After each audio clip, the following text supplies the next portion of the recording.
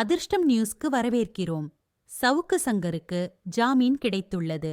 இனிமேல் அவர் வேறொரு வழக்கில் கைது செய்யப்படுவாரா என்பது ஒரு கேள்விக்குறியாக உள்ளது. ஏற்கனவே நாம் சொன்னது போல சவுக்கு சங்கருக்கு ஜாமீன் கிடைப்பதை மேலிடம் ஏற்க மறுக்கிறது.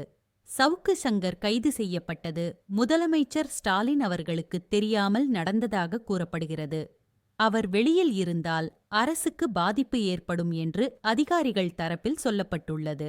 முதலமைச்சர் ஏற்கனவே தேவையல்லாமல் யாரையும் கைது செய்ய வேண்டாம் என்று அறிவுறுத்தியிருந்தார்.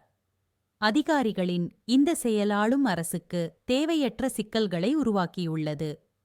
உச்ச நீதிமன்றத்தில் குண்டாஸ் சட்டம் ரத்து செய்யப்பட்ட சூழலில் நீதிபதி எஸ்.எம். சுப்பிரமணியம் சில முக்கியமான கேள்விகளை எழுப்பியுள்ளார்.